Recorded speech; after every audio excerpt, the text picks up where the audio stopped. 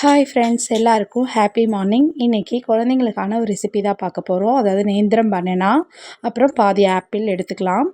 எடுத்துட்டு கட் பண்ணிக்கலாம். இட்லி தட்டில் வச்சு ஒரு 5 மினிட்ஸ் நல்லா வேக வச்சுக்க போகிறோம். வேக வச்சுட்டு மிக்சியில் கிரைண்ட் பண்ணி இது குழந்தைங்களுக்கு கொடுத்தா அவ்வளவும் ரொம்ப ஹெல்த்தியாக இருக்கும். நேந்திரம் பனானா பார்த்தீங்களா, குழந்தைங்களுக்கு எடை கூடாமல் சில குழந்தைங்க ரொம்ப ஒல்லியாக இருப்பாங்க. அவங்களுக்கு நீங்கள் நேந்திரம் பனானா கொடுத்தீங்கன்னா ரொம்பவே எடை கூட யூஸ்ஃபுல்லாக இருக்கும். எனக்கு டாக்டர் அப்படி தான் சொன்னாங்க. எங்கள் ஃபர்ஸ்ட் பேபி 2 கிலோ தான் பிறந்தாங்க. ஆனாலுமே அவங்க எடை கொஞ்சம் கம்மியாக தான் இருந்தாங்க. ஸோ அதனால் அவங்களுக்கு நான் டெய்லியுமே இந்த நேந்திரம் பழம் கொடுத்தேன்.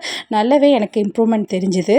ஸோ பேபிஸ் எடை கூடலை அப்படின்னு நினச்சிங்கன்னா கண்டிப்பாக இந்த பழம் கொடுங்க. இதோடு சேர்த்து ஒரு பாதி ஆப்பிளும் கொடுத்தா அது ரொம்ப ஹெல்த்தியாக இருக்கும்.